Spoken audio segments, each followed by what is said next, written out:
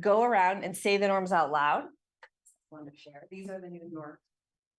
And Kristen, for today, we'll start with you and we'll just go down the line. So you'll take this one and then Brett, you'll take this one and we're just going to go down the line. You two can just listen now. We won't make you do participation very first thing. I figure tonight is a lot about observing and then I can answer lots of questions that you might have after tonight's over. When the next time we do our one-on-one meeting. So we'll start as a way of helping keep our norms fresh and in front of us. The purpose of the norms is to help us with communication and collaboration in our board meetings, as well as in other work that we do. But since board meetings are the only time that the full board are together, that we'll use this time to remind ourselves of what our norms are by saying them one by one. And then at the end of the meetings, we'll do our very quick kind of debrief out to see how we did at following them during the meeting. So Kristen, why don't you kick us off? We provide input and ask questions with curiosity and appreciation. We seek input and questions with gratitude and openness. When others challenge our thinking, we listen without defensiveness. We stay curious, admitting when we are wrong, knowing we don't have all the answers, and keep asking how something can work before deciding it can't. We approach our work with optimism and a belief in our students and staff's potential. We make decisions based on evidence and a belief that people can grow. Thank you. We set a clear direction and trust the team. Our job is to set expectations and hold the district accountable for results. Yeah. We make decisions based on evidence. Good intentions and loud voices aren't enough. We ask to review the data and we affirmatively look for opportunity gaps. We make space for celebrations and joy. Celebrate the journey, not just the destination. Progress is worth naming. We make a point to recognize the people doing good work in the ground we've gained, not only when we've crossed the finish line. Great. I'll go ahead and take the last one because I see Ella is online but muted. She's joining us from the Jersey Shore from her vacation. So we appreciate you taking that time, Ella, but we imagine maybe things are a little hectic where you are. We welcome hard questions. When something doesn't sit right, we ask about it before we form conclusions and always assume good intent. All right. So with that, thanks, everybody. We're going to open the floor to public comment. This is where it's the chance for the board to hear from the public on matters that are on the agenda or simply things that the board is thinking about and considering, even if they're not on tonight's agenda.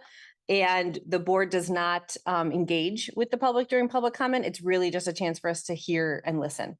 And we will take public comment from the room first and online, which is our normal practice. And I see we have a member of the public for public comment. Or maybe you were just here to observe. No, I'll help you guys out here. This is good for everybody. So Jim Eikenberry, resident of Montpelier and your head track coach. Happy end of summer, beginning of school. A little sad, but appreciate you all being here and all that's happening. So I've got a bunch of things I just want to roll through. One, if you're not aware, there is a community track meet this Friday sponsored by the school and Central Vermont Runners.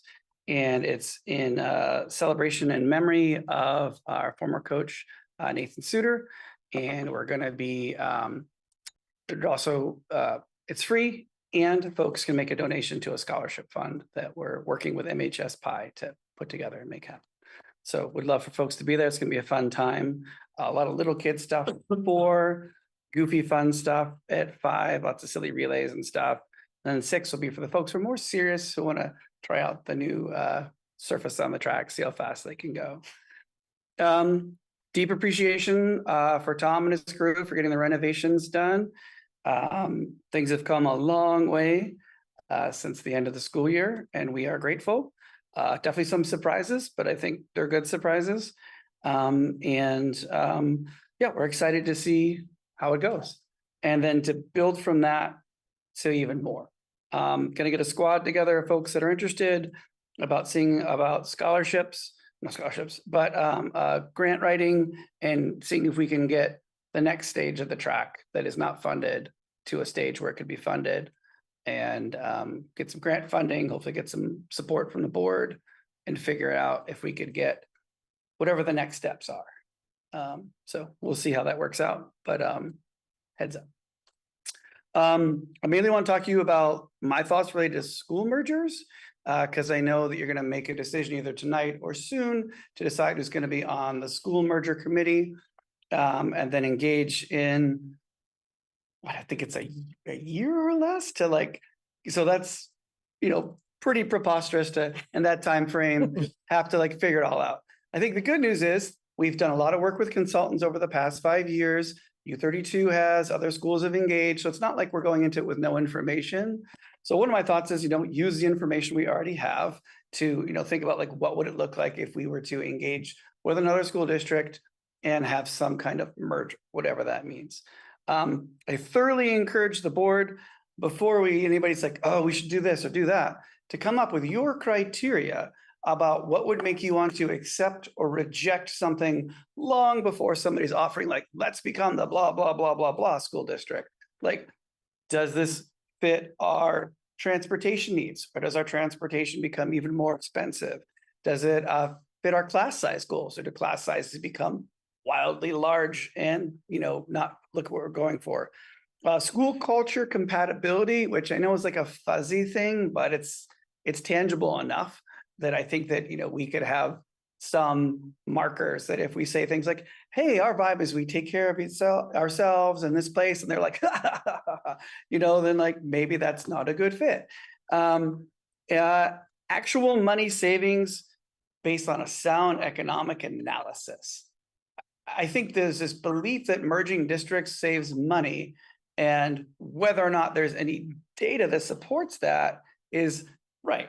And so, I keep thinking about how much it costs to get a school bus just for like our sports and stuff. Like, there's a dollar sign to everything. As much as we have enough information that you can even run scenarios, it's like, all right, well, maybe if we merge with a district that was in X distance and it made this, then that would, net whatever savings. Or maybe it would just be like, oh, we just absorb their school building, which needs renovation. And so let's just think about all the things way ahead of time, really solid criteria. So that if somebody starts to present different options to you, instead of somebody saying like, oh, you guys are so subjective, or it was a knee-jerk reaction, or you just said, no, you have evaluating criteria and it either does or doesn't meet it. And I think that would help. I would love for there to be more public input to support that. It's been a while now since I feel like anybody from the public has physically been here. The last few meetings I've been to, I'd say over the past 8 months, I see people, I get all excited, and then it's your staff because they're presenting on something to me. And so I know our community feels passionately about this in, Roxbury and in Montpelier. So let's really find out if there's other formats other than a school board meeting that we need to use to get people's input, because I know they feel passionately about it and they're not here tonight. So let's try to figure that out and crack that nut early in this school year, so that when all of a sudden next September we're forced to have hard conversations per the legislation, we're like all primed and ready to go. So appreciate you all. Appreciate student members being here. You're going to learn a lot, and it's a good experience to have, both from like a public speaking and an understanding of democracy in the world around you. So cheers to you all for being here.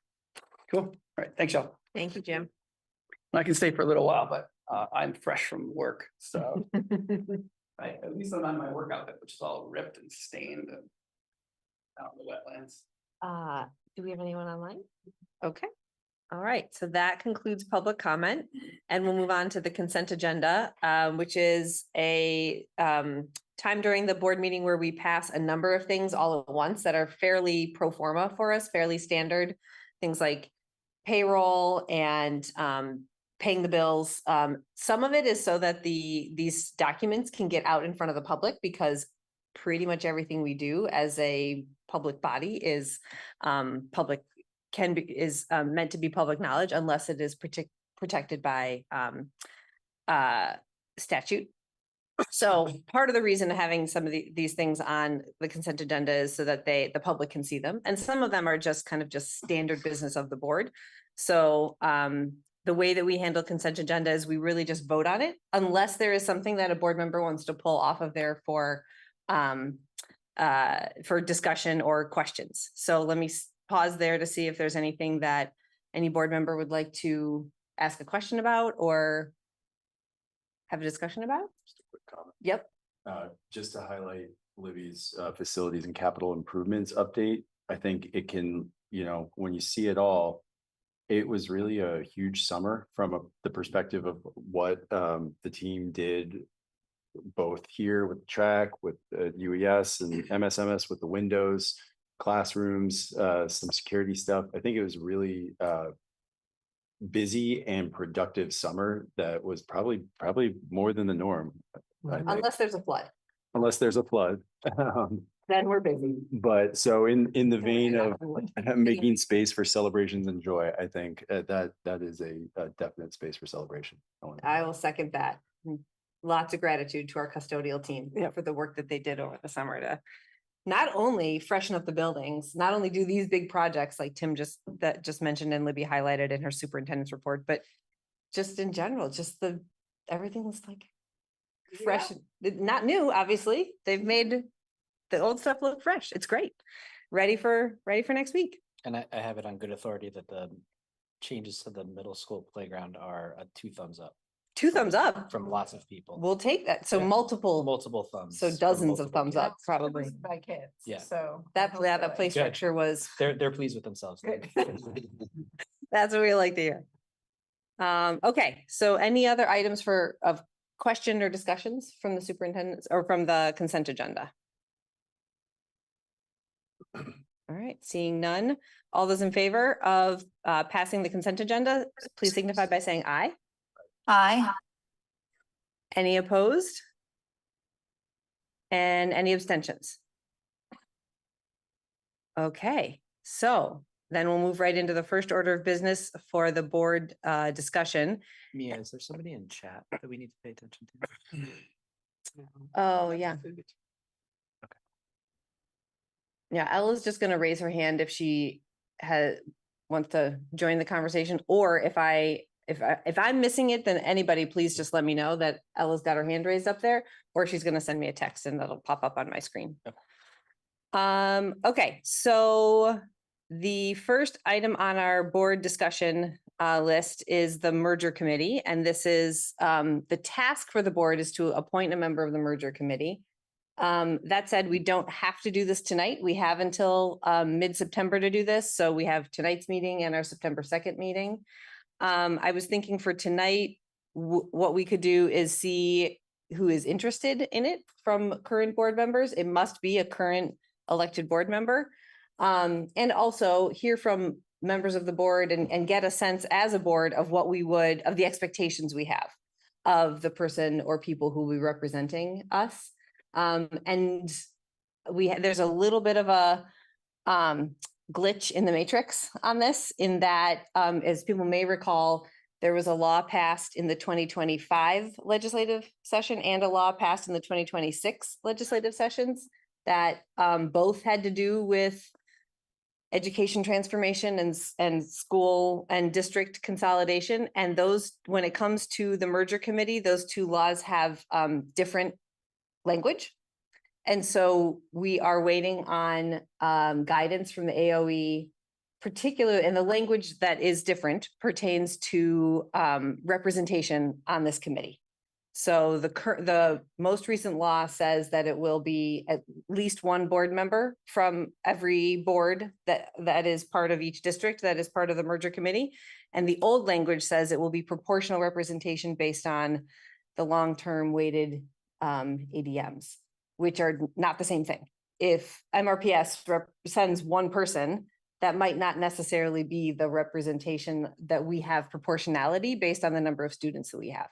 So we need the guidance before we know how many people we will actually be appointing, which is why I don't think we really ought to vote tonight on who we will be appointing, but maybe just use tonight's discussion as get a sense of who's interested in it, and also what our expectations are of that person. Or people, if we are able to appoint more than one. Did I get it? Did I get all that? I think that's pretty much covers it. Any questions before we get started? Feel free to ask any questions. There's, Can student representatives be involved in the merger like committee? I don't believe you're allowed to represent the board on the merger committee. But being here, but we are going to use board meetings for our board to discuss and give our committee members, our appointees to that committee, direction and guidance for when they are in those meetings. Those meetings are going to happen once a month, starting October through next September. And so we'll have the chance as a board to say what's happening in those conversations. They'll come back to us. Our representatives will come back to us and say, here's what we talked about, and here's the decision. Here's what I need, information I need from our board to take back to that meeting. So you will most definitely, all of us, whether or not we're appointed to the committee, be involved in the conversation. But I think it has to be an elected from the two communities, board member who gets appointed. I Yeah. would also like to work with you two so we can get student voice. Yes. Involved here so that we can represent the students in that meeting. Sounds good. Mhm. Great question. Any other questions about the process and what we're doing tonight? Or the process overall? I guess my question, if it's not proportional, are we limited to one? You don't know. We don't know yet. Okay. We don't know. The language of the most recent bill says at least one. Okay. But we also don't know how they're gonna make those two sets of language jive with each other. We're waiting on the AOE to give guidance. Fingers crossed. I'm hopeful that they'll have that answer. The VSBA is doing a webinar tomorrow on the merger committees. Maybe they'll have the answer by then and they can share it with us. The VSBA is the Vermont School Board Association. So it's like, it's a handful of staff who help school boards a lot. Either by advocating in the State House or by providing trainings and webinars like the one they're holding tomorrow, to just help us stay informed and up to date on what we should be thinking about. But who knows, we might or might not have that answer by tomorrow. Any other questions before we get started? Okay. So are there members of the board who are interested in serving on the committee? I'm interested in serving on the committee if that's something that folks feel comfortable with. But. Thank you. Yeah. I For don't- the interest. In whatever capacity, I think. A lot of what Jim said actually resonated, I think a big part of this is trying to figure out. What our collective board framework for what is good and what's not good is really important. And trying to figure that out is a big part of the work. I'm interested in doing that, so. Yep. Happy to do it, but also happy others are as well. Yeah, I appreciate that, Tim. We talked a lot about in the equity engagement committee meeting that we had ages ago, because Ages. it was the Oh, summer. It's no longer exactly. summer apparently. But just the fact that it is really important to have a clear set of like preconceived guidance about how and why we're going to make these decisions, so that when we're in those set situations where you're trying to make tough decisions, it's like kind of predefined for us As best we can. as best we can. And Yeah. so that we can kind of like tell folks what we're going to do, think about how we're going to do it, maybe do some pro forma, like what if scenario stuff based on that, and then do it. So I appreciate you raising your hand. And I think that set of guidelines will be something that we'll be the whole board will be the ones establishing that, and then we'll be having our representative be the one who's like holding that in those committee meetings. Keeping in mind, I just think it needs to be said over and over again, the board isn't making the decision around merger, the community will be. Right. That will be done through a community vote, so I just don't want anybody to have that. Yep. Wrong. Right. Good reminder. Are there other folks who would be interested in? I'm not interested in it. There's opportunity to have more than one person being able to participate in some capacity on this committee, having a Roxbury community perspective would be a good value added, and I'd be willing to step into that role. Thank you. I very much appreciate that point of view.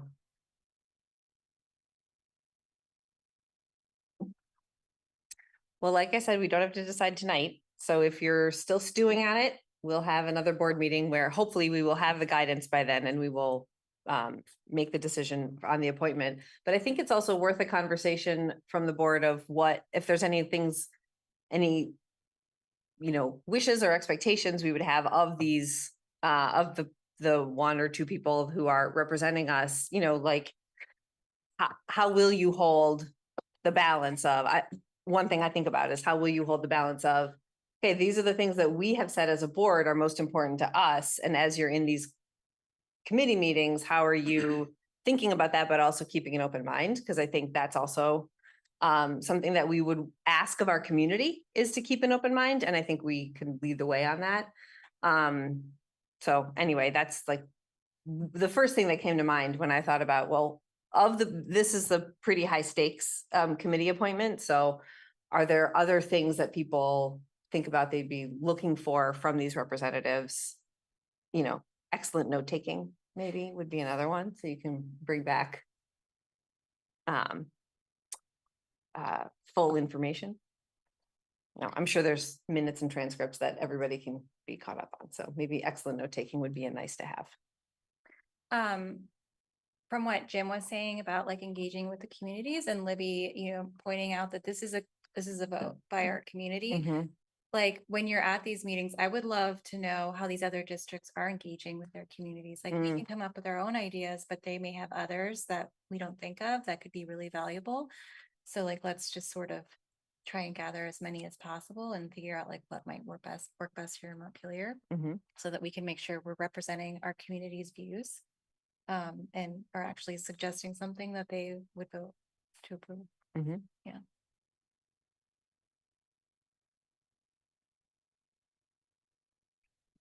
I don't know if it's like an expectation of the person, but just generally like trying to figure out how we time like community engagement is, I think, really important because I don't think we should try and drive the community to like high alert for a year, you know, like I feel like getting it out there and getting, you know, at like targeted times. I don't know. It's a good point about like maybe there are other venues where you could have an opportunity to bring people in where people might show up, but to kind of like build the timing of the engagement in such a way that it like matches.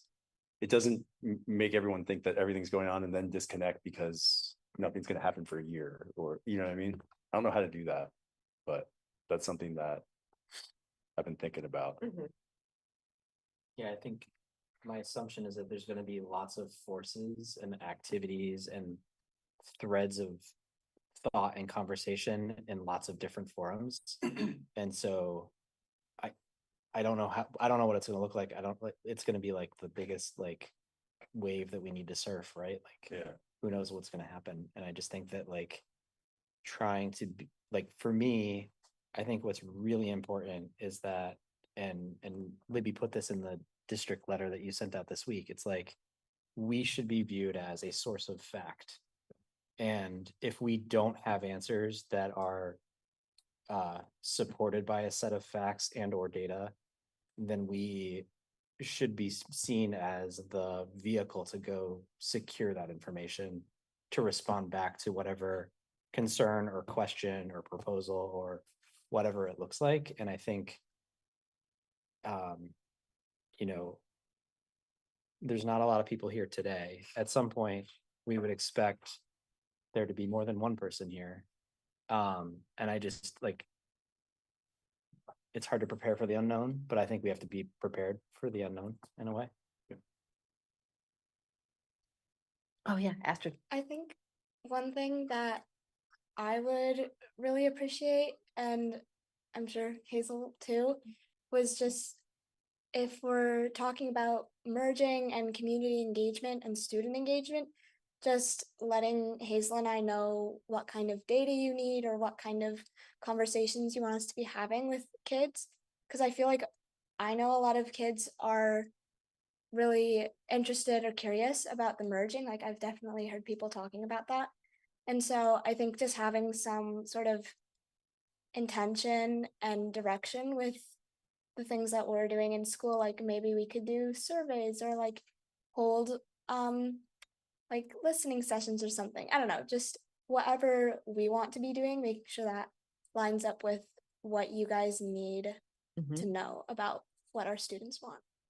Awesome. Yeah, to add on to what Astra was saying, we're both involved in school clubs and specifically the newspaper, and I feel like through that we can communicate more easily to a lot of people in the school.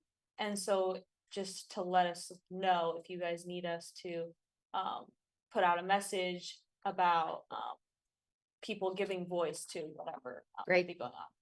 Thank you. Yeah. That's a great idea. Yeah, Hazel, we should definitely try to get the newspaper. Yeah, out. for sure. Yeah. No one's reading it. That's okay. Fantastic. Any other wishes, intentions, expectations we'd have for the folks serving on this committee? I would just say, whoever ends up serving on the committee, like, please lean on the rest of the board in whatever help you need in preparing for these meetings or digesting or debriefing, like whatever you learn. Like, don't feel like you need to like carry it all, but like ask us to help with that. And a little bit related to that, I was also thinking that if you wanted to, this could take the place of a different committee that you're on, because we are, just as an acknowledgement that this will be another time added on. Maybe if you need to find the space of time in something else, we can figure out how to relieve you of a different committee duty, so. Oh, Elida, okay, great. Thank you. Hi, guys. Yes, to everything that was said, both of you seem like you'd be really well positioned to do well on this committee. And something that I was thinking is that it's going to be really challenging to read up on everything and follow all the conversations and really become experts on all the moving pieces, while also trying to explain to the rest of the board and to the community what this all is from like a very high level, because we won't all be, as deeply entrenched in the details. So just trying to use the rest of the board and our community at large as a sounding board to make sure that we get enough information to really make good recommendations and to vote with a lot of the information and all the information that we need, while at the same time knowing that we won't know all of everything that you know while you're sitting there. So just keeping in mind that balance between, what do students have information, what information do they have, employees, parents, everybody. It's going to be varying levels of familiarity with this stuff that's really changing. To me, it feels like on a day-to-day basis and is already kind of overwhelming. So thank you for translating that stuff to us. Yeah. All right. Thanks, Ella. I think we're gonna leave it there for tonight. And we'll have this on the agenda for the meeting on the 2nd and hopefully be able to vote. Okay, so we're gonna move on to board goals. And the hope for today is that tonight we finalized the annual goals for the year. Good night, Jim. Could you bring the draft up on the screen so that we can all be looking at the same thing? Thank you. Just as a way of like kind of bringing us into tonight, it has been a long and hopefully wonderful summer for everybody. The way that we started this process is that back in the just at the end of the school year, so late June, Justin led us through a SWOT analysis, the strengths, weaknesses, opportunities, and threats. That's what SWOT stands for, at our annual retreat. And that led us to landing on 6 main areas that within those areas, we would consider goals, and those areas were academic, regional collaboration, fiscal sustainability, mitigating risks to our infrastructure, clarity of vision, and strategic community engagement. Those were the 6 that we landed on back in at the board retreat in July. And then over the summer, the operations committee took on 2 of those areas, the fiscal sustainability and mitigating risks to our infrastructure, and drafted goals within those 2. And the equity and engagement committee drafted goals, a goal that had to do with strategic community engagement. And then Tim, Libby, and I worked with Libby's team to draft goals having to do with student outcomes, the academic piece of it, and the regional collaboration. And that's how we got to the 6 draft goals that the board has in front of you tonight. The categories shifted a little bit as we started working on them. The clarity of vision one also seemed to make a lot of sense with the regional collaboration, because we need, as we've been saying already tonight, that clarity of what it is that are the values and the priorities that are most important to us when evaluating whether or not to merge. Seems to be the kind of clarity of vision that we were looking for, and has to do with regional collaboration. So those 2 kind of got merged into that category, or those 2 categories got merged into that one goal. And then we did end up separating out academic and social emotional learning. So those goals 1 and 2 are, that's what those 2 pertain to, academic achievement. And then the safe and inclusive climate is how we're referring to social emotional learning. Then there's a goal for regional collaboration. There's a goal for fiscal sustainability, a goal for infrastructure climate risks, and then a goal for community engagement. And so that's the draft of the goals that we have so far. And let's see, I think that's all I wanted to, all the like kind of background context to kind of get us caught up and remind ourselves how we got here.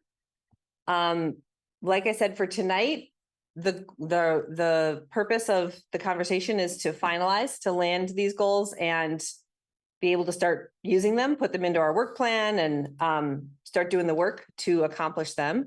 The way that I'd like to do the conversation is, if there's any clarifying questions from board members, let's start with that. And then we can go down, we'll start at the first goal and go through the list with any thoughts or big revisions that board members want to make.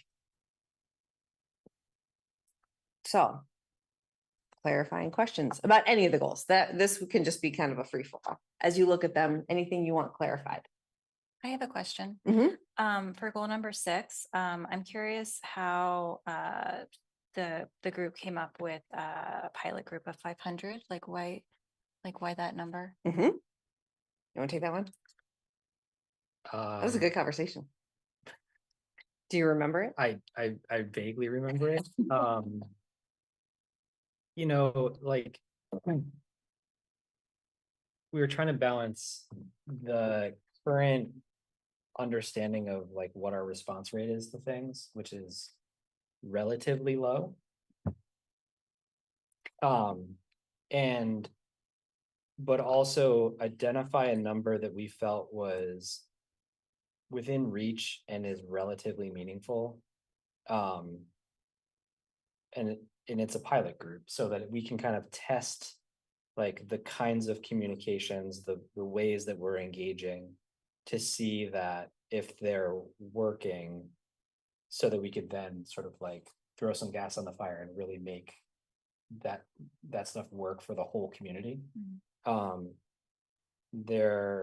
It was a lot of it was a qualitative conversation to get to a quantitative outcome. Like there's not a lot of science behind it, other than, you know, yeah, I mean, I guess, I don't know what else. It's really hard for us to figure out how to Jim's point, like get people engaged. Clearly, this is going to be one of those things that, but we don't, I guess for me personally, success is not having people leave the polls frustrated that they weren't informed.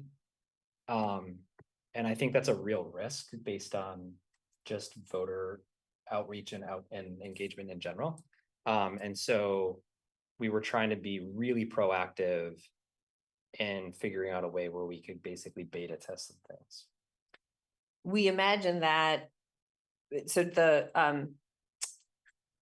gas on the fire part would happen from basically summer of 2027 through March of 2028, because in March of 2028, both communities, all of the communities are going to be voting on whether or not to merge.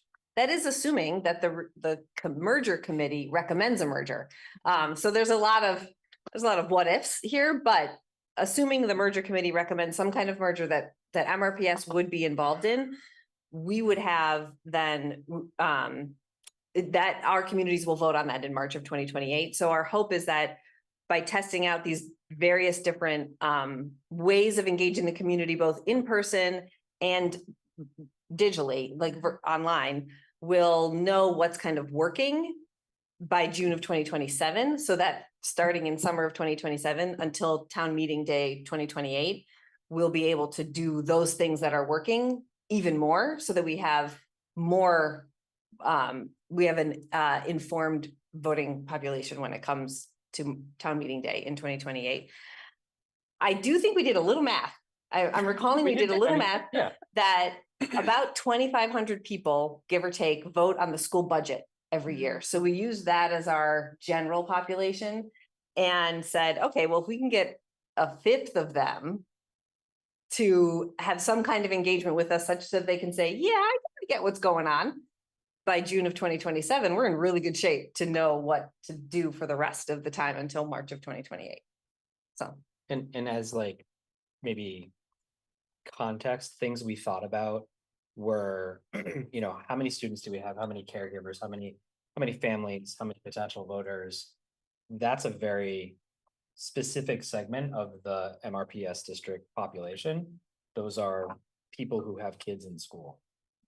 That's not the entire audience that we need to be able to connect with. And so this number is taking into account, all right, if we take MRPS caregivers and assume that they're going to probably be the stickiest, just maybe by default, it's an assumption that Justin's making. We know we're not going to get 100% of that. And so that number went from whatever that number is to something smaller. And then we said, and so then we need to be able to, in order to sort of look ourselves in the face and say like, okay, we think this is going to work, have a relatively significant number of pilot candidates outside of that group. And the number kind of like landed at around 500. That was the math we did, right? Mm-hmm. It's more like calculus. The new calculus. Yeah. New Yeah. calculus. Thank you. Did that number seem small or large or spot I'm on? just curious. Yeah, okay, yeah. Yeah. I don't know. Yeah. I don't know what the right answer is. I don't, It did seem large to me, like with Yeah. because when I saw a group, I was like, we're gonna get 500 people in a room, but then I think I talked to Mia a little bit, and it's not like 500 people in one time trying to react. It's trying to over time engage. That Yeah. made me feel good about it. Yeah. I was wondering, are we good to move on from that? Ready to move on. Okay, I was wondering about goal 2, which is the safe and inclusive climate. How are you thinking of measuring that, and how are you thinking of going about that? Because I know that one's kind of more vague as opposed to academic achievement and other things. Yes. And also, like, as students, how can we try to not enforce that, but like, how can we help that as people who are in the school and people who would be in the safe and inclusive climate? Yes. You know, the SEL survey you take every year? Yeah. Twice a year? That's where we get that data from. Please make sure to fill out the survey. Yeah, I'm Yes. sure people will. We do. But we get data from that survey, and some of those questions are specifically targeted at things like belonging. Like we can pull the questions out and see how kids are feeling them. When you get that data, how do you think about going about trying to fix the things that seem like they need fixing? That's a good question. That's more student conversations, right?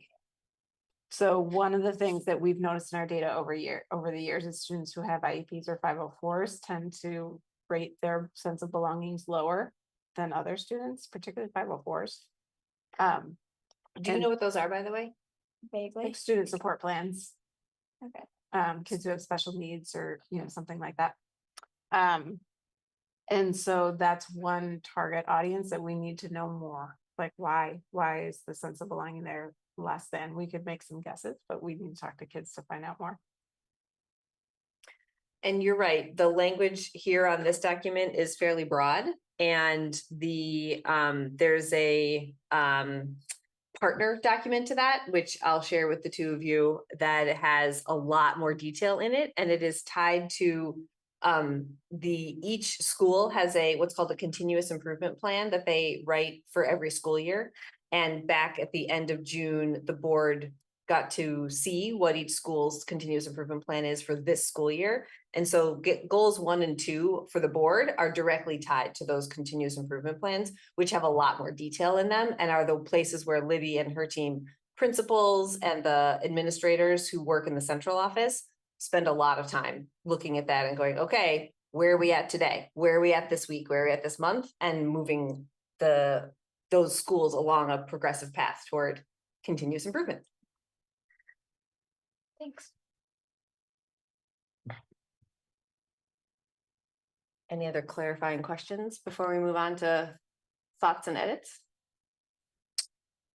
The community engagement goal, it appears to me to be about informing people about what matters to the district, which seems a little backwards to me. Because when I think about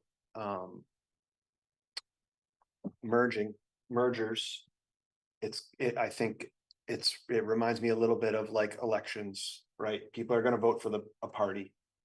And people have strong feelings, one way or the other, for or against mergers. I mean, if they do, I think a lot of people they feel a certain way, whether it's based on facts or it's based on something not very factual. I'm not sure. Probably, a mix. But there's nothing in the engagement goal about figuring out what is for those who have strong feelings for or against, why. You know what I mean? Well, we do have listen for and communicate the district's values and priorities. I think Okay. that's what we were trying to get at with that language is, Yeah.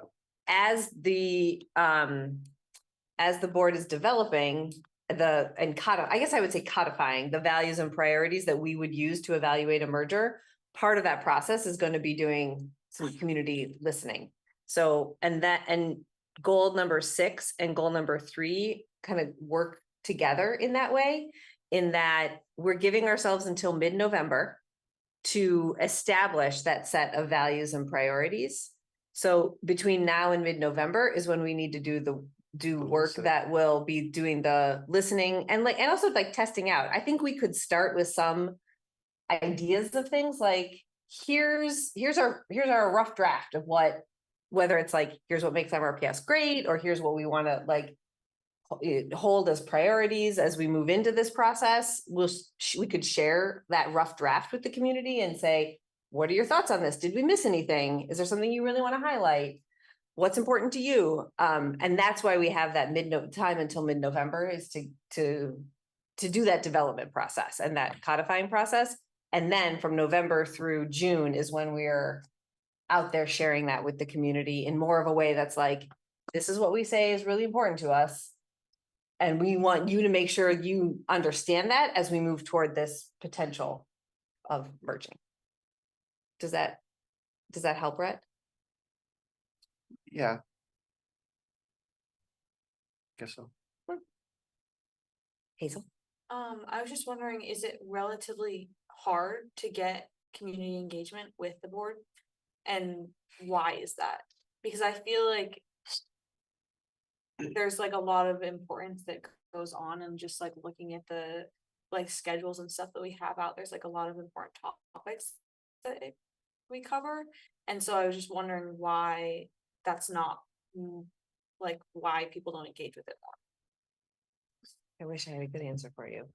I- We I have, have a we theory. have guesses, yeah. Like one of my theories is when things are going bad, you get engagement. Like, people, these seats get more filled up and people let us know that they think something's wrong that needs to be corrected. So Something they really want to advocate for. but even if it's something bad. that, yes, Like, in the past, we've heard from students around, setting a net zero intentions.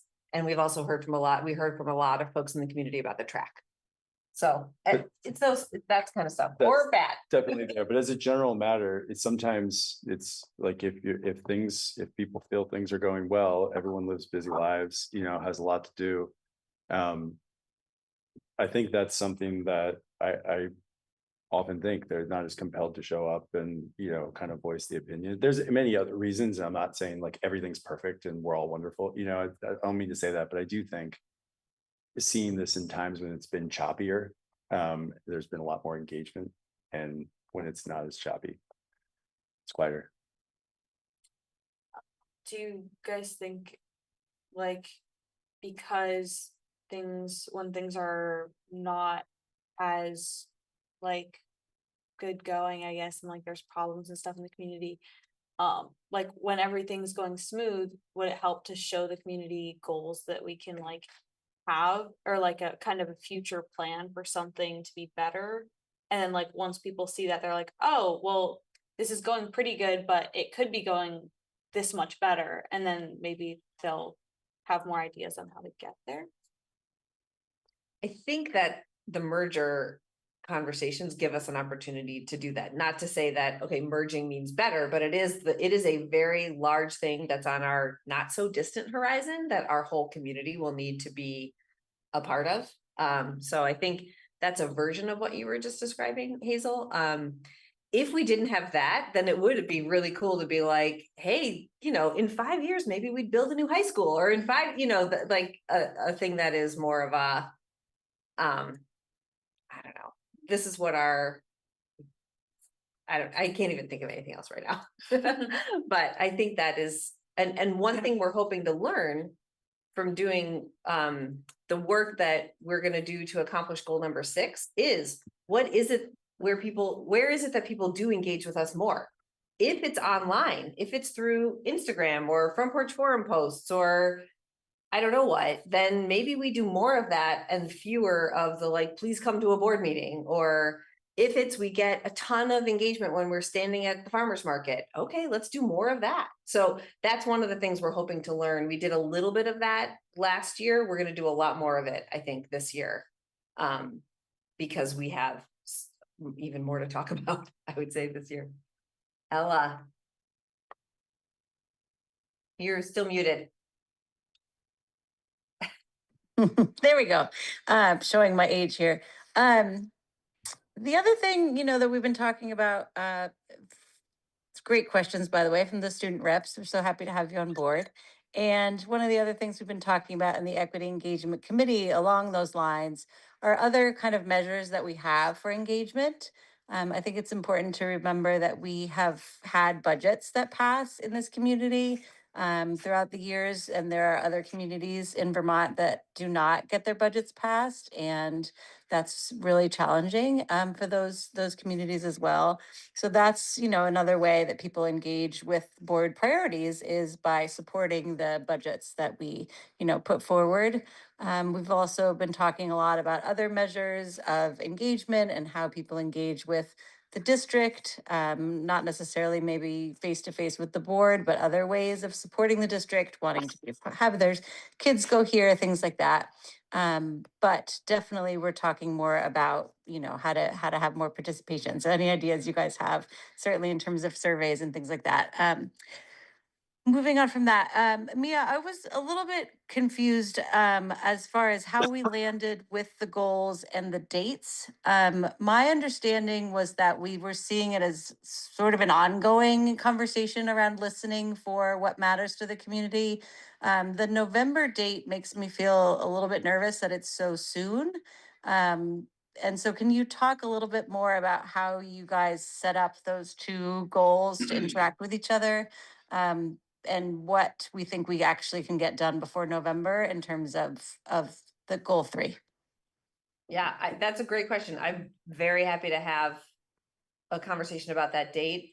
I think what we were trying to do was strike a balance between giving us some time to be able to land on those priorities and then have them, but then have plenty of time the rest of the school year to use them for engagement. But if we wanted to do more of a mix as a board of like push that date back and say, actually, we need more time to hear from the community, I think that's fine too. That was our first best guess at the mid-November was our first best guess at a date.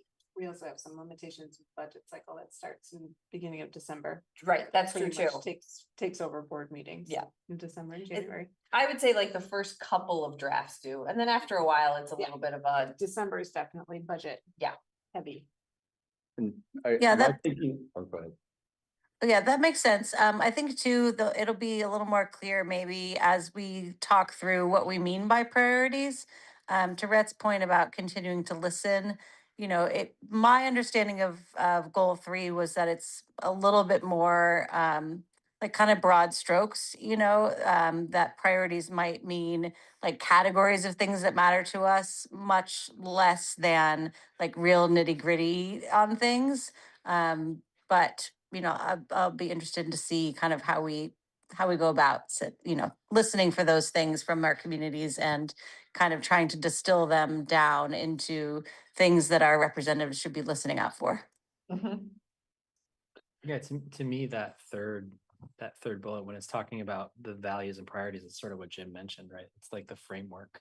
So I think, in my mind, Ella, it needs to be to a level where it's informative to help someone make a decision in a direction. I don't know if everything's going to be like yes, no binary, but like something about thresholds or tolerances within, I don't know what the aspects are, but to me, it should be clear by November that we have at least a draft of like the types of things that we will ask ourselves to make decisions. And I think,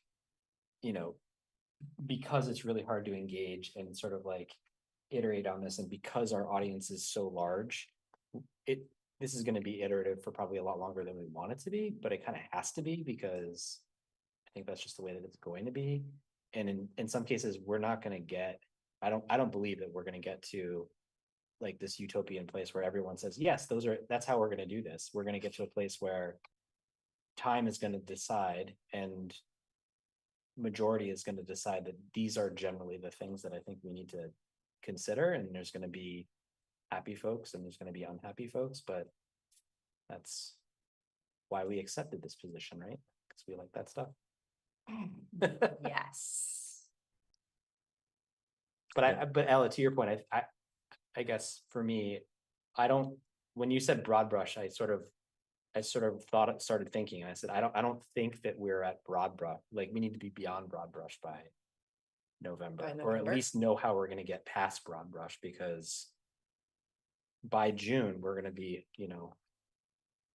trying to get people coalesced around those things, I think. Well, and not only that, but starting in October, we have our representative, or more than one, to the merger committee who will need to use those values and priorities in those conversations. Right. So right. That will also, November, I do agree, seems early. And like I said, I'm totally open to having that be something that is a different deadline than that. But I also want to make sure that the people who are doing that representing have the information they need from us to be able to participate in the conversations at the committee level. Yeah, my thinking, I like that time frame because I think it's important for us to put ourselves out there because it'll help us tell the community, hey, this is what we're thinking. And, I've kind of done my unscientific poll this summer where I ask everyone from the community that I see, like friends or whoever, like, what do you think about merging?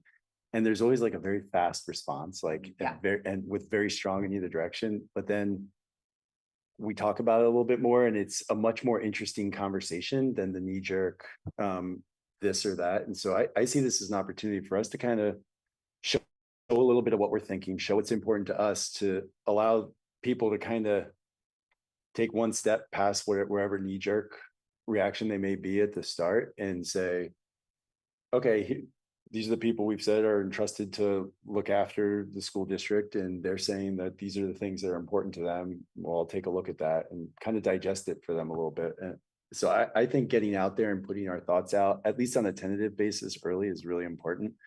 And it's not to say that like that's our priorities forever. Like things can shift as we're hearing from people throughout the time, but I think it'll help.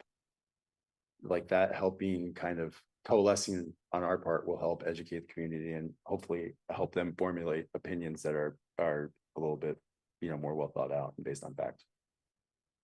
Yeah, I think that all makes sense. I think as a member of the Equity Engagement Committee, I feel like maybe our goal needs to be revised or needs to have something that relates more to that November date, because I'm worried, it sounds like we need to do that kind of listening and thinking and prioritizing by November.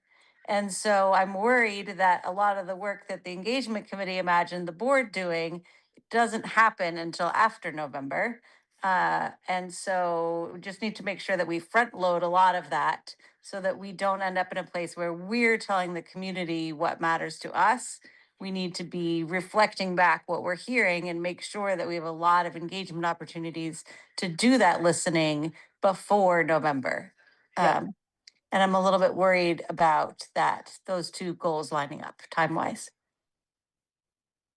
When you say, Ella, when you say the work that the Equity and Engagement Committee was imagining the board doing, you're talking about community engagement work that the board will do? Yeah. Yes. Yeah. Yep. Yeah, so in some ways, even though goal number 6 has the deadline, quote unquote, deadline of June Yeah. 2027, there's like a benchmark deadline that is, and whatever date, that's like mid-November, where there's that front-loaded engagement activity, is what I hear you say. Yeah. Yep. Yeah. That makes sense to me. Anyway. I can picture it.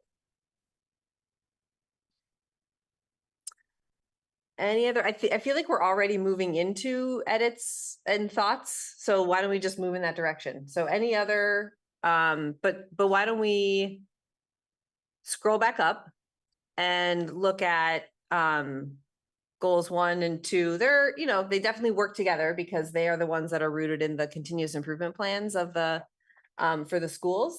Any thoughts or edits on those that folks would like to propose or share?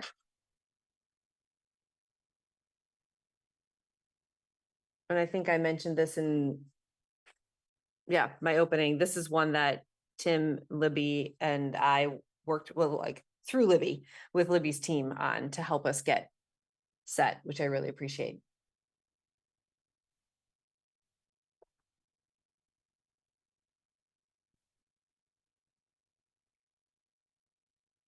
And Hazel, I have maybe just one comment. I don't necessarily have an edit or a suggestion, but for someone reading this, the district-wide collaborative teacher data cycles is a little bit jargony. And I think we all know what that means, but others might not. And maybe our student reps are good test subjects for that, but I don't think you need that last part.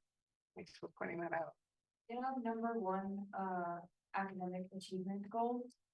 I was just wondering what the pre-existing, I guess, thoughts on like trying to get to that point where the RenStar like scores are going up, and like, I don't know how we think we can like help to improve that.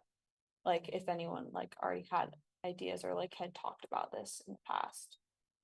Yep, that's all we've been, the principals all have that in their continuous improvement plans. Okay. Yep. I just emailed you to that document I was referring to, the one that has more detail that goes with these Okay. two. The rest of the board had That'll be helpful. I was gonna ask a very similar thing. Yeah. So the continuous improvement plans, I think what you're getting at, Hazel, is like, where are we now? And how do you know how do you know where we are now and like what direction, how much further we want to go or whatever. And that kind of detail is in the continuous improvement plans, as well as broken down in that doc I just sent you to. I was basically gonna ask the same thing, but also, was there something that people were noticing was something we really need to improve, or is it more just kind of like we always want to be improving? Well, yes and yes. Okay. So like in math proficiency, we, when we can take the VCAP scores, the state tests that our third through ninth graders take. And they break it out by kind of themes in math. And one of the themes is problem solving and reasoning and people's answers and their ability to reason their answers. We scored very low on that across the district.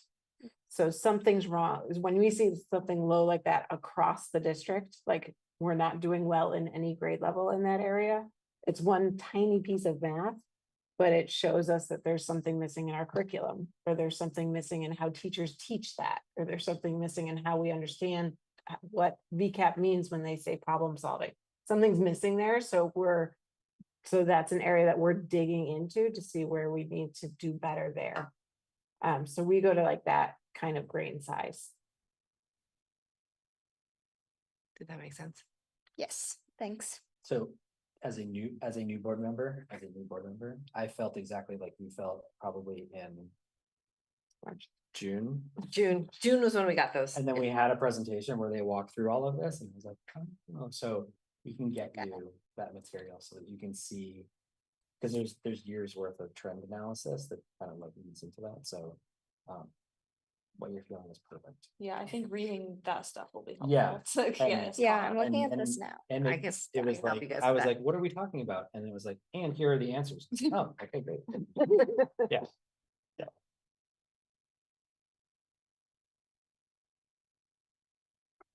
I noticed that you guys said we're gonna get VT cap scores in the fall. Is that no longer December? We have the VTCAP scores, they're just not allowed to be public yet. Oh. Any thought on when? Or Probably November November? is when they usually. can That's be. still fall, right? Hmm. Casey, I was sending that document to Hazel and Astrid while you were offering your edit, which is that last sentence of number 1. Is that right? Just that last half of the sentence. Right. Yeah, can we put a period after continuous Yeah, improvement? that would- Yes. Today?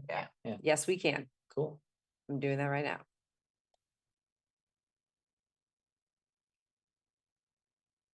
Shorter.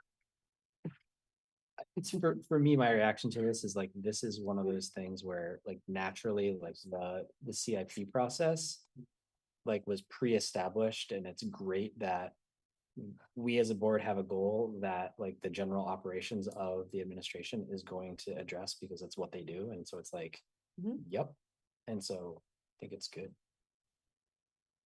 I would be hesitant to try to do anything different or anything more, because it would be then potentially just more burdensome. In my mind.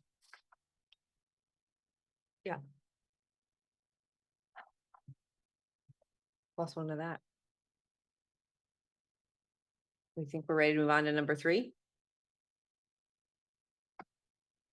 All right. So Ella raised the question about the deadline here. Is there thoughts? Would you want to edit this goal, Ella, with the different deadline? No, I think maybe we need to edit number 6. I Okay, think number 3 has, I'm convinced that it does have to be by November. But I think maybe number 6 needs to be updated a little bit. got it. Okay. Any other thoughts on number 3 from other folks?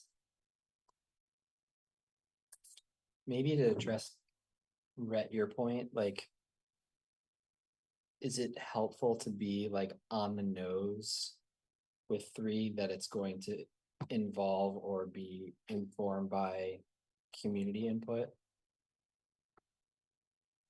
That, like, if we address, because we have like listen for down in 6. But we don't, we say that we're going to establish a set of values, but we don't say how in 3. And so would it be useful to say through a robust engagement or something like that? I'm not sure, honestly, because we've done that a lot. And I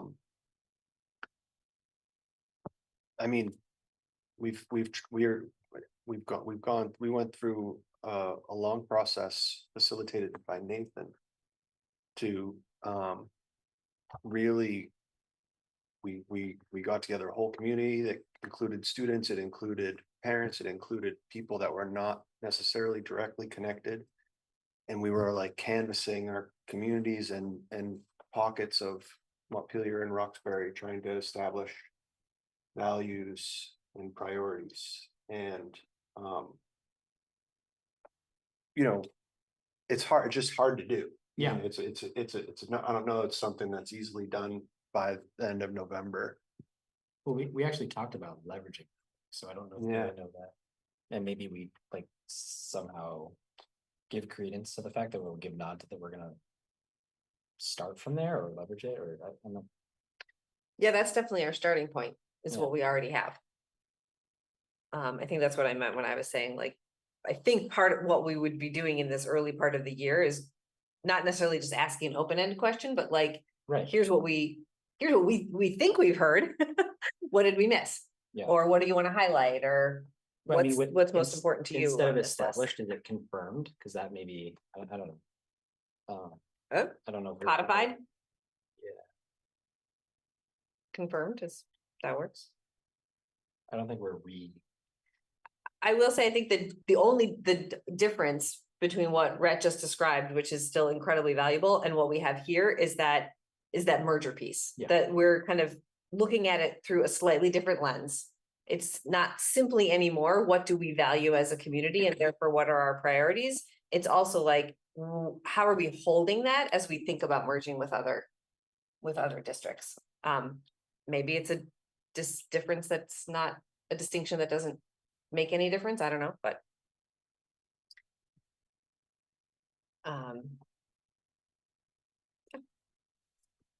I think the board should also not let the perfect get in the way of the good enough.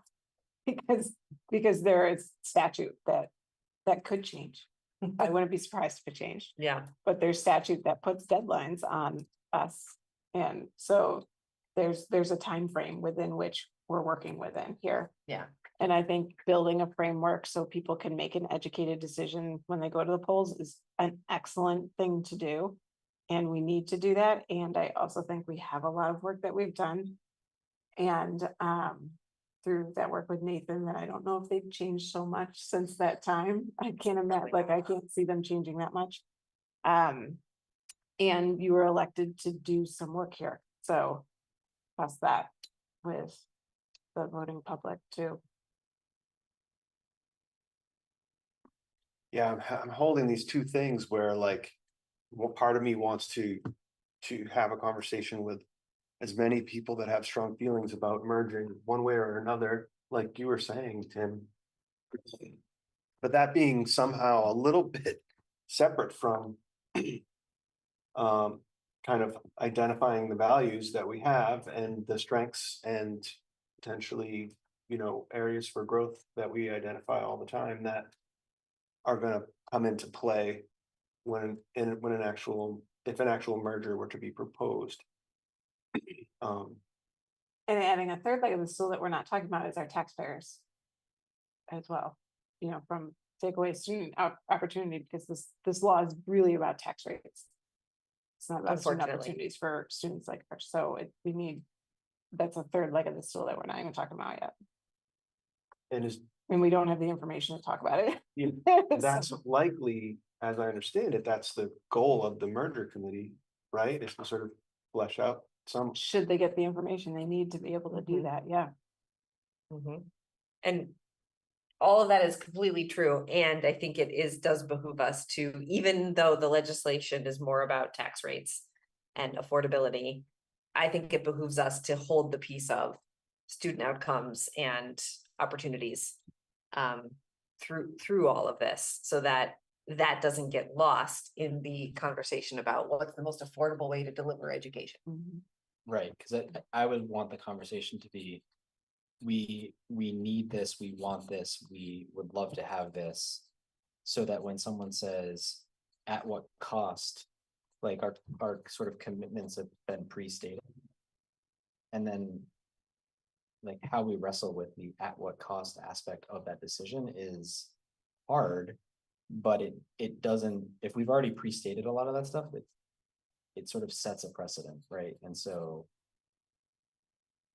people we understand what we value so that when we're negotiating, we know what things we can get, what things we really want to fight for. That's how I'm thinking about it. And that's what number 3 refers to. Yeah. Goal number 3 refers to. Yeah.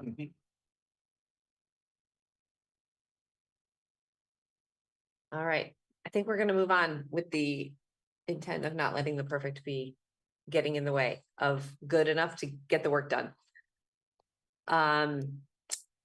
Number 4 and number 5, Tim, was there any background you want to give from the operations committee conversations for these two? Yeah, that's the sustainability and infrastructure climate risks. Right. So by way of reminder, when we came out of our summer session, the financial and demographics sustainability was sort of one of the themes that was identified from the SWOT analysis. And what we were given at the operations committee was concerns over whether the district remains affordable given declining population of children, rising costs for healthcare and benefits. So we took that and we tried to figure out how do we take that concern that was came out of the SWOT analysis.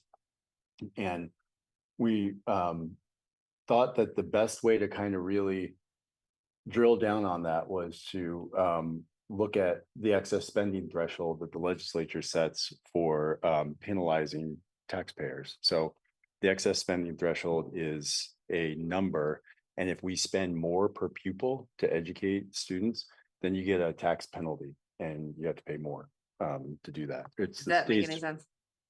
It's yeah. like The state, it's this tool that the state has to try and keep schools from just like saying, we're gonna go put an orchestra in, or like, I don't know, I shouldn't say orchestra, a swimming pool, or like just all these bells and whistles. If the town has a lot of resources, it's sort of like the state's way of saying like, okay, if you're gonna go and do all that, we're gonna make you pay even more so that we can take so, because you clearly got too much money and we're gonna take it to spend, pay for other districts. Yeah, maybe they're not saying that intentionally, but that's how I interpret the excess spending threshold. So it's sort of something that exists whether we like it or not at the state level. And given the concern was, it was kind of, we were wrestling with it in the operations committee. We're like, how do we, I don't know, what's affordable to one person is not to another person. It's something that we can't really measure. And we wanted to have something that we could look to. So we're going to try and get some kind of analysis by November of this year. And fortunately, we have Jake, who works at the tax department and does this stuff for a living and is an expert on it. He's not here tonight, but he'll help. he'll do this. And yeah. don't show up for a meeting. Oh no, he was at the ops meeting. This is not. Yeah. I'm likely excited by it too. Right. Yeah. So it's basically looking at that. It's using that tool as a way to figure out if we are sustainable. And the second one, the state is right now, the districts vote on budgets. But what the state is looking to move to is basically like a block grant model where the state just says, we're going to give you X dollars per student and you've got to live with that. It doesn't matter what your residents want to pay. You just have to live with this amount. The state's going to put out some new numbers, I believe, this fall on an updated, like what that foundation formula is. And so what we thought we could do, when is it coming? December. Okay. So we thought the operations committee, we kind of take that, work it into what our budgets are looking like and kind of do some comparisons so we can see if we were to not merge and be subject to this foundation formula in our steady state, we could at least have a picture of whether or not that is workable without substantial cuts, if we have headroom, just kind of provide that analysis so that the board can understand where we are. This is the fun stuff. You mentioned the word affordability, and I like the fact that that's not in this goal, because I think that's not something that's factually based, whereas spending is. Right. But I wonder, like, how are we going to wrestle with the concept of affordability? Because that is defined differently by every household in the district. Mhm. And I think we need to figure out, you know, it, in section 3, we talked about sets of values and things like that. That's here. I feel like there's this affordability piece that we also need to maybe try to tackle. Because while we have a precedent of past budgets, that's not really informative for a threshold, right? For the spending threshold. For the spending, True. for like. That yeah, is true. Yeah. Yeah. And I don't, I Well, in that sense, I hear what you're saying.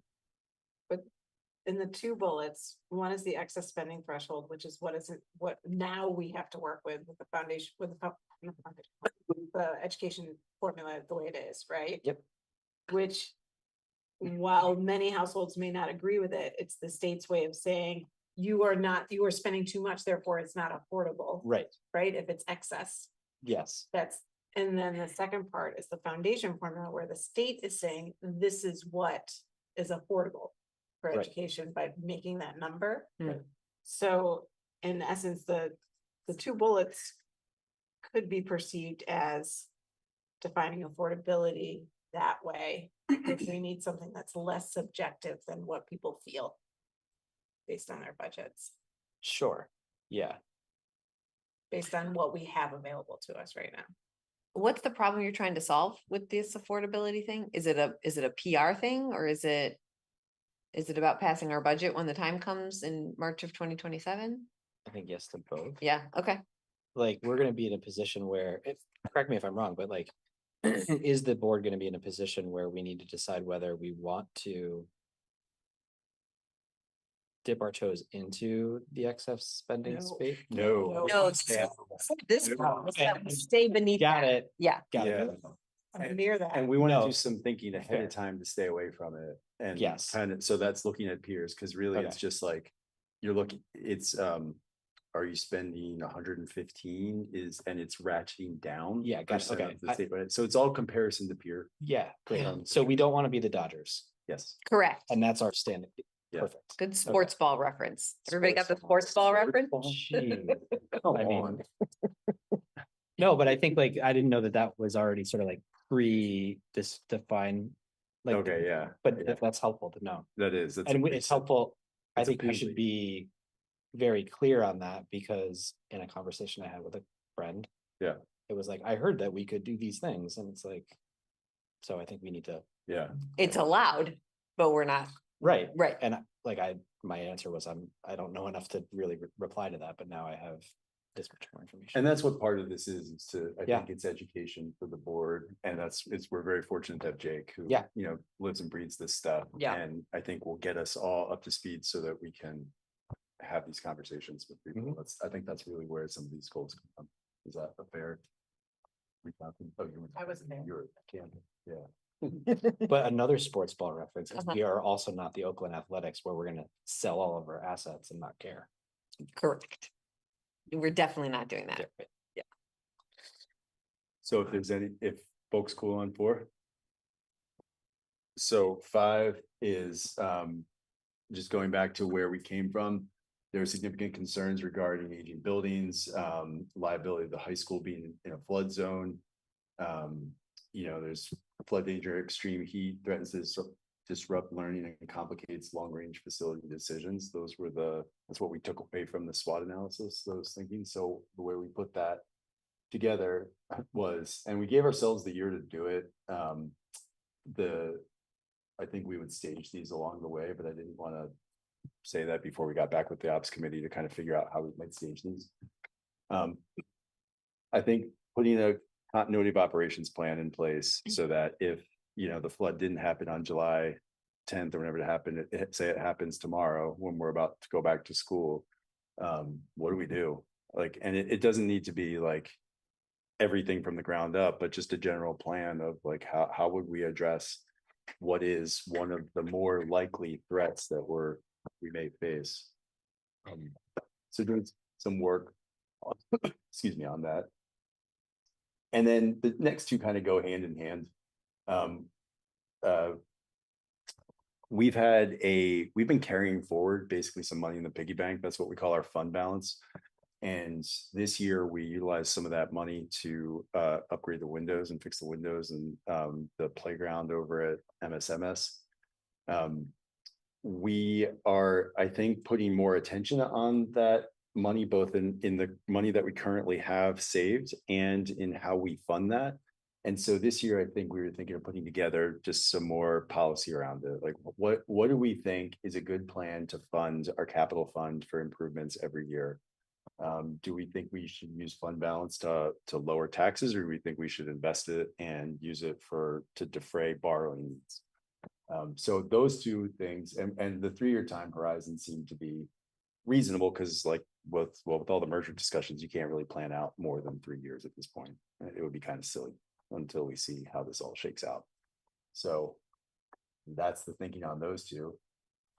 And I'm not sure how much people are following this in the recent school law. There's this kind of, the carrot for merging is that the state is going to assume a lot of your new debt on new construction if you have to build a new building, and some of your existing, as I understand it. They're talking about how to do that. It Yeah. should not be stated as an active. Yeah, there's an intent. There's an intent yeah. to do that, and there's also a heck of a lot of issues with it. So I think the goal there was to just monitor that and bring that back to the board, because that's really, when you think about it, when we have a high school that's in a floodplain and something could happen and there is a potential need, we should be aware of whether or not, if we need to build something new, if one path leads to state subsidizing a lot of it and another path doesn't, well, that's something we all need to be aware of and talk about as we're making any decision. So, but to Libby's very good point, this is by no means like going to actually happen. Necessarily. So, It's not guaranteed. it's not a guarantee. So this requires a lot of following and just making sure that there's communication back to the board, so that like if this doesn't materialize, then we shouldn't take it into consideration. So we want to keep an eye on that. So that's how we took the ideas that were articulated in the SWOT analysis and translated them into goals.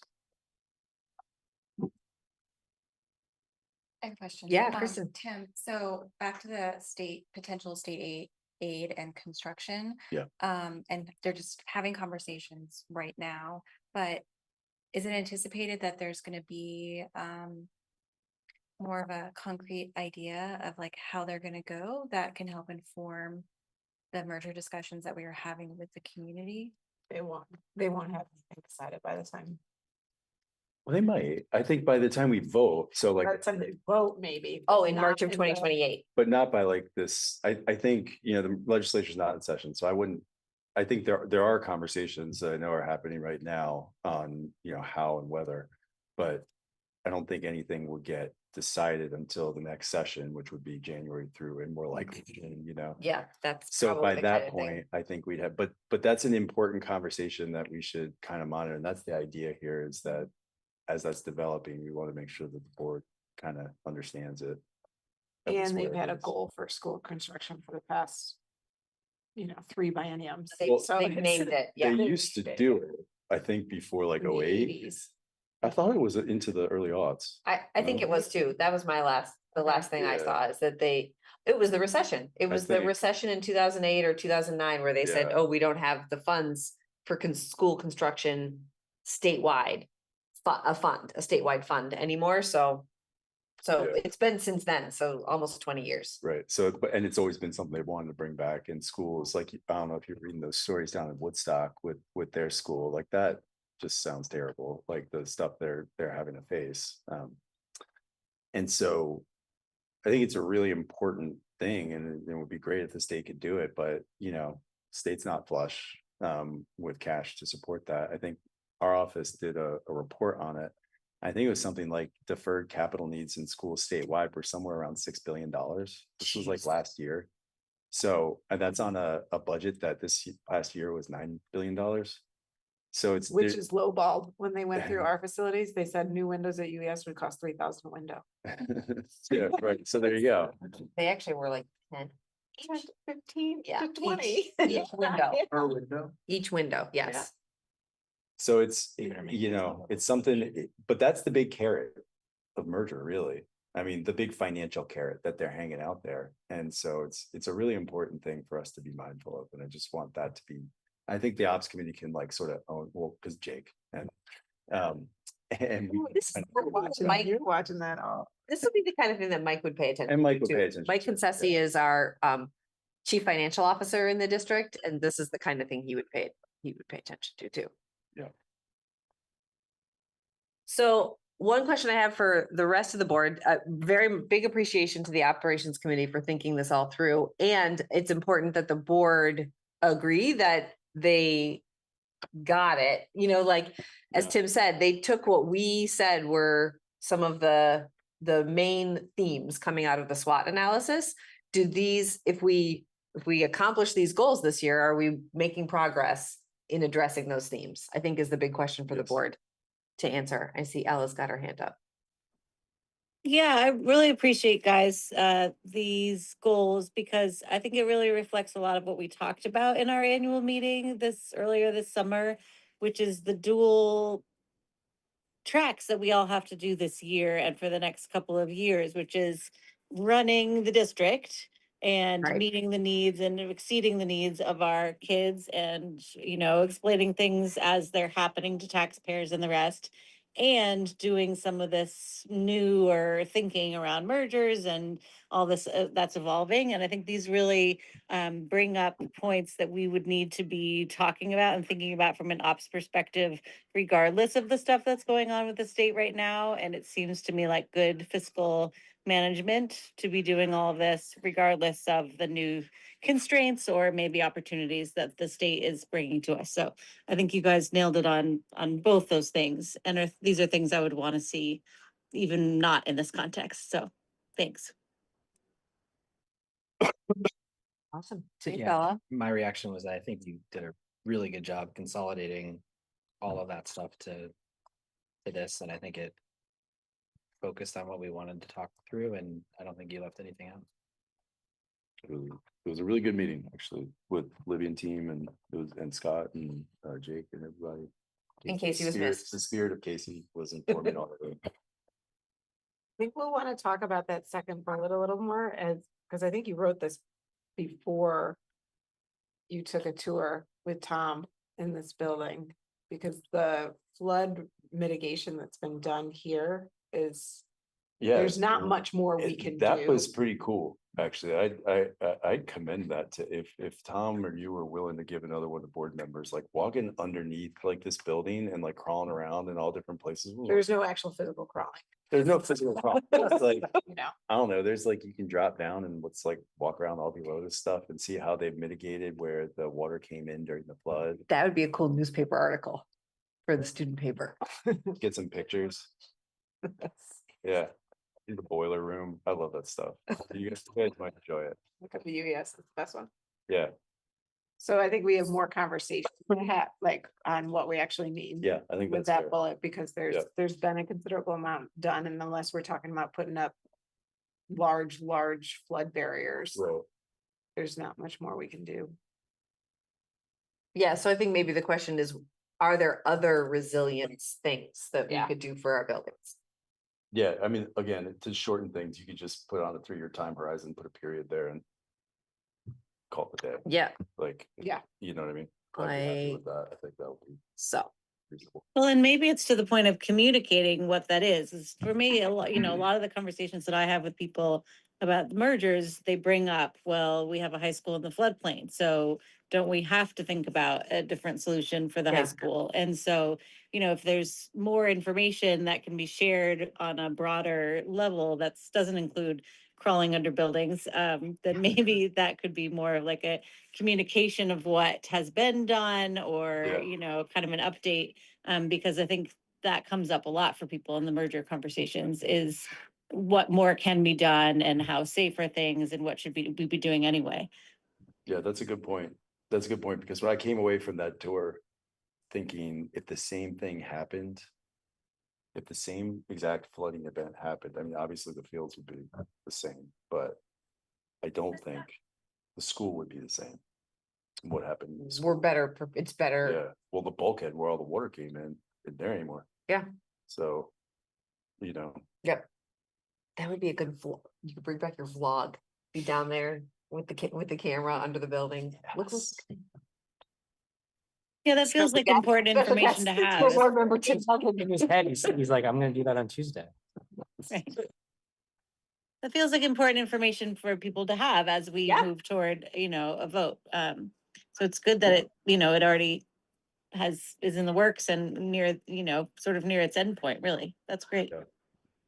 I think that's a great example of like where we have facts that maybe we just Yeah. learned about that we have, and we need to use them and just like disseminate that information Yeah, so yeah. that more facts, less rumor, less hypotheses. Yeah, I like that idea. All right, are we ready to move on from 4 and 5? Excellent. So Well, I Oh. just wanna, I'm sorry, but wouldn't the fields be better too? Like, they'd be underwater. I don't wanna go too far, but like, I don't know, I mean, I'm sure when the work was done on the track. Well, the That- city's done a considerable amount. It's more of the work the city's done. And And they're as I already now, recall, they're- there was like a low point over here that maybe is not low anymore. Or No, that's still the softball field. it's still, That's still. okay, Yeah. still, Yeah. okay, I wasn't Yeah. sure if there, But the city has done considerable work as well, And it was so it part would of be different, yeah. track. It wasn't anything part of our track, they like fixed the riverbanks over there. Along the river, they're putting piping in underneath now, they're doing something big with piping, but I'm not quite sure what they're doing, but the city's doing a lot of work to try to. They have other pipes that are flowing into the river downstream. You just walk on the walking path, you can see lots of different things that the city has done. Okay, thank you. That would probably help protect some things. Sorry. No apology. All good. All right. Goal number 6. Ella, do you want to propose the update you're thinking about? Yeah, I was looking at it. I'm not sure if it needs to be edited as much as we just need to understand amongst ourselves that a lot of the work needs to be front loaded and that needs to have more of a sense of urgency maybe than June gave me in looking at that. And then I was wondering, because I wasn't part of the conversations around the pilot. So is the idea of the pilot is asking that group of 500 people in June or prior to the March 2028? By June. Yeah, it's Okay. it's like it's a cumulative, like we could talk to somebody in December and have a conversation and be able to say like, They've yes, done it. the message delivered, We communicated it well. confirmed back, it worked, great, one. 499 to go. And then, hopefully, hopefully we can get to 500 before June. So then I think maybe it's the order. My proposal would be the board will listen for and communicate the district's values and priorities for evaluating a merger so that by June 2027, a pilot group of blah, blah, blah, and the yeah. rest. Yeah, Yeah, yep, that works. that's what we meant. That makes a lot of sense. Thanks, Ella. Okay. So That makes a lot more sense to me too, right? Because otherwise it's the listening and prioritizing happens by June, whereas you guys are saying the talking to hopefully that number of people happens by then. Yes. Yeah. I think what happened is we did all the work and then we said, we need a date. And we said, by June, we stuck it on the front. Stick it on the front. As long as it's in there, right? Then it's timely. Great. Any other questions or thoughts about goal number 6? The Equity and Engagement Committee has a meeting scheduled for the 31st, I think. So that's when we're going to get started on making this plan that will achieve this goal. And will that include the of something similar to the engagement grid that's kind of what that is, right? Yep. Yeah. So Yep. that we can all sign up. Exactly. Or Mhm. promote opportunities to listen or whatever. Exactly. Because I'm hopeful that we can learn. Get a good sense of like what are the where are people accurately determining whether or not a merger is good? And where is there misinformation or just misperception? Yeah, I'm sure that will come through.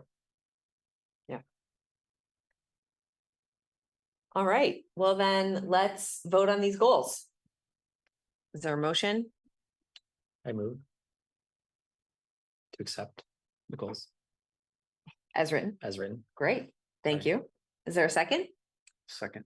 All right, thanks, Rhett. All those in favor, please signify by saying aye. Aye.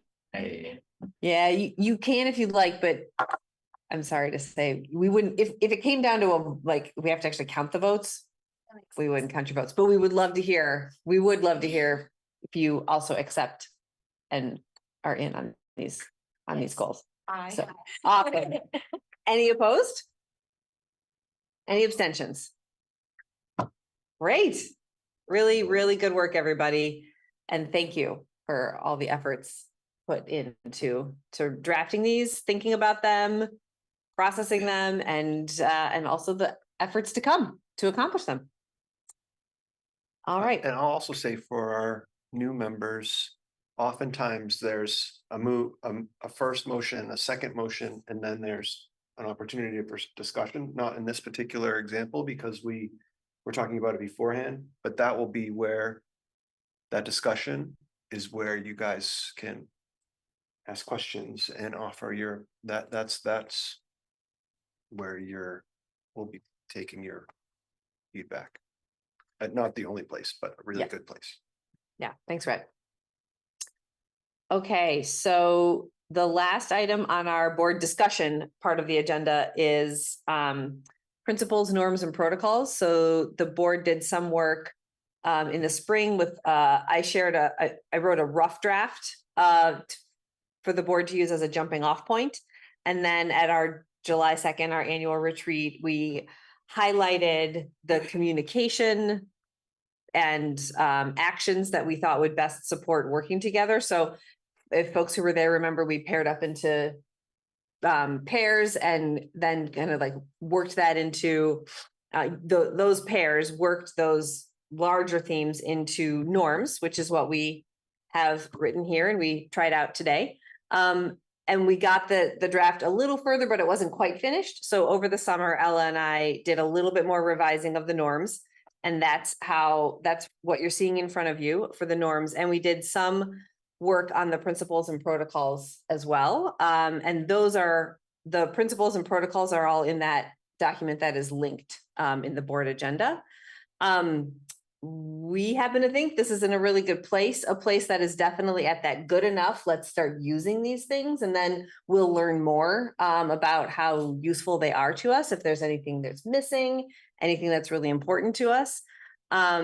So we're thinking then we'll do that for a while and about halfway through the year, we can revisit and the board can say, oh, actually, I think we could really use this norm and it's not written here. So I'd like to propose a new norm. Or I have a question. I don't really understand why we established this principle because we don't seem to be following it or that kind of thing. We'll do that about halfway through the year.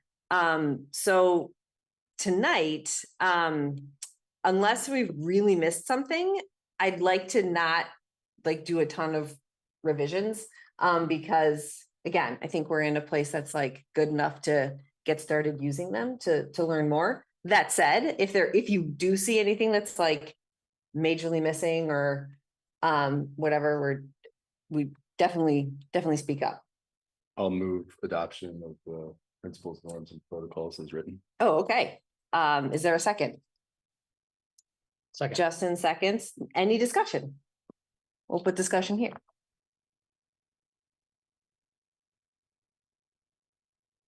Ella, anything you want to add to that, the process and context?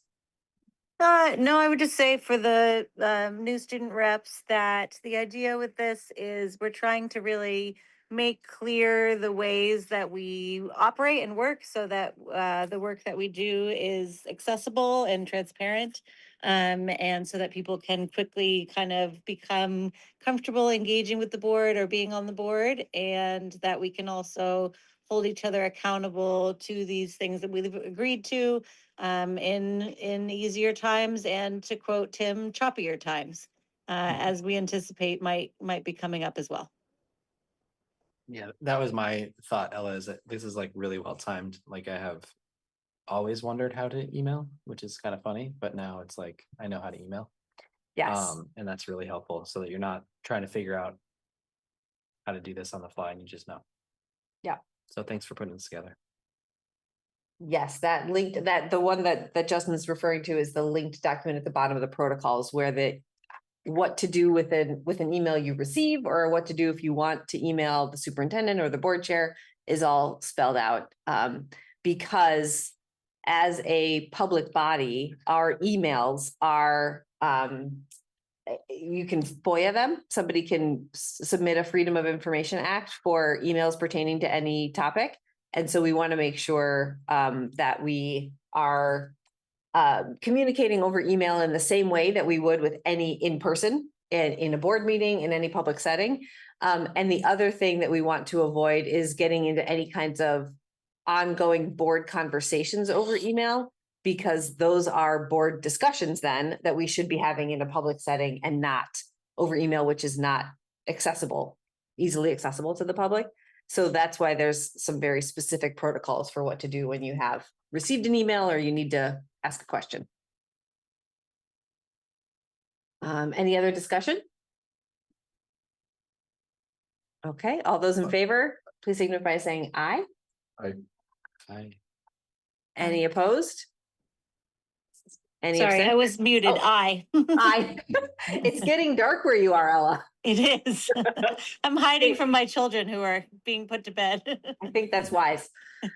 All right. I have a question about this. We've just been talking about trying to have conversations with people about merger and values, and this feels to me more about specific experiences that people are having with the school system, as opposed to general feelings about mergers and taxes and so like if someone wants to share with me their feelings about merger. You mean a member of the community? Yeah. Okay. Yeah, or just get in a conversation about, I mean, how do I, I can ask them if it's okay if I share a summary with the school board, but I don't know that they'll necessarily say yes. Yeah. Do you mean that, not that they've emailed you, but you're in a conversation, like you bumped into them at the library or something? Yeah, or even if they emailed me, I mean, Yeah. I'm not sure, I don't know. I would ask if I could forward something to the school board, but they might say no. Right. Okay. I think that's okay. I mean, I think. And just forget, it's not, as long, I mean, if it's specifically about students, that's a definitely no, but if it's general, like sort of merger and not specific to the school buildings and what's happening in them. It's different, sort of different. Yes, and I think the board very much benefits from hearing the perspectives of our community, whether or not they're shared with the full board or with an individual board member. And so I actually think the default is to share it with the board. And if you can certainly, if you felt it was necessary, you could certainly just take their identifying information out of it. Yeah. So that's the practice I would follow. Because hopefully we're going to be picking up this information all over the place and hopefully having a plan to accumulate it. Yep. Yeah. Plan is Sam. Sam's the plan. Sam is our communication specialist and Libby's executive assistant, and he's helping the equity and engagement committee with the coordination of our community engagement, and he's definitely on top of it. We're very grateful to have Sam. Okay, last item for this discussion was, yes, thank you. We've now codified our principles, norms, and protocols. with just like a couple minute brainstorm, I'd appreciate any ideas, any other ideas from board members for how we can make sure these remain present and active with us and not just, oh, it's nice, we wrote these on a page and now we're done. Because the getting them written is actually more kind of like the easy part. So one thing that we're doing is reading the norms out loud at board meetings. I don't think we need to read this entire document out loud, all of our principles and all of our protocols. That seems a little overboard. But if there's thoughts that board members have tonight about other ways that we can have this stuff stay present and active all years.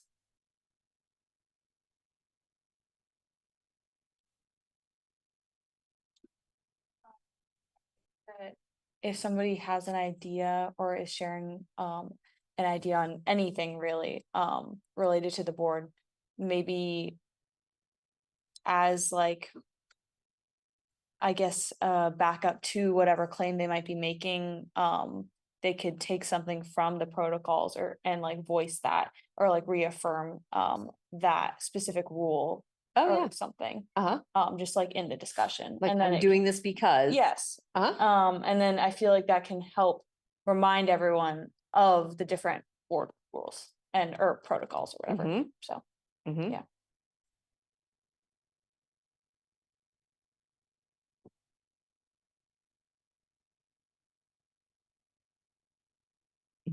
I like that idea.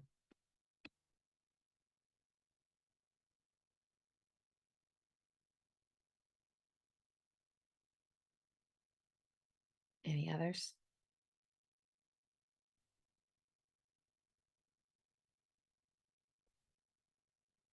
All right.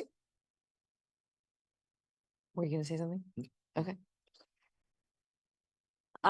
Great. Well, keep thinking on it and bring them forward. Any thoughts on how we can best keep these active and alive? All right, so then we are moving on to policy monitoring. This is where, so the board has passed probably 3 dozen to 4 dozen policies that govern the operations of the district. And this is everything from like how the board works to like hazing, harassment, and bullying, to student safety, like how do we keep our buildings safe? Student privacy, things like that. And so we take a couple of those policies or 2 or 3 every meeting and monitor to make sure that we're actually still following the policies. And so Libby prepares a monitoring document where she shows the evidence of whether or not we're in compliance with the policy. And so the job of the board during the meeting is to make sure we're refamiliarize ourselves with the policy because we don't have them all memorized, and then review the monitoring document to see if we are in compliance or not. And vast majority of the time we are. That's the good news. And then if we're not, then there's a conversation about what we should be doing better in order to be in compliance. So that's this portion of the meeting where we accept or don't, but generally we do the monitoring reports. And we do this similarly to how we do the consent agenda, which is to take them as a package. So I can entertain a motion to accept the monitoring documents for A1, board member conflict of interest, and A20, board meetings, agenda preparation, and distribution. Is there a motion?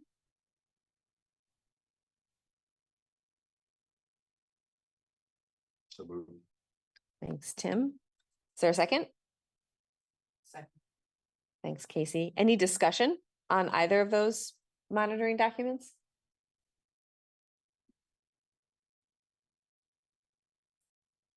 Okay. All those in favor, please signify by saying aye. Aye. Any opposed? And any abstentions? Okay, great. Thanks, everybody. And now we'll do our very quick debrief. And this is one other way that we're helping make sure we hold ourselves accountable to the collaboration and the work that we want to get done in board meetings, as well as how we're doing at using these norms that we said are important to us for how we work together. And so we use this very simple, like, 0 to 5. So 0 is like, we did not nail that. There's big, massive improvement we need to do. And 5 is great, no notes. Totally crushed it. And so just go around as board members and say, everybody gets to raise their hand and do their fist or up to 5. How did the board do at accomplishing our goals this meeting? Let's see, Ella, I see a 4 for Ella, and then Justin is still decided. 4, 5s and 4s. Okay. All right. And then how did the board do at using our norms this meeting?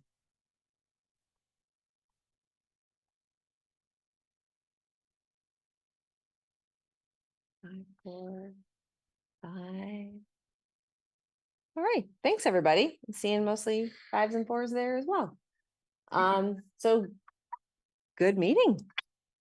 I will entertain a motion to adjourn. Before we adjourn, Oh, could I just thank the two of you? You guys were highly engaged for your first meeting, so I appreciate it.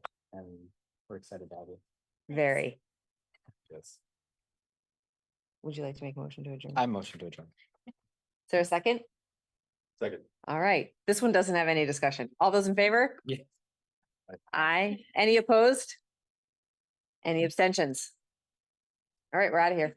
Bye, Ella. Thanks, everyone. Good night, Ella. Enjoy the Bye, show. good night. Yep. There's like a jellyfish infestation that's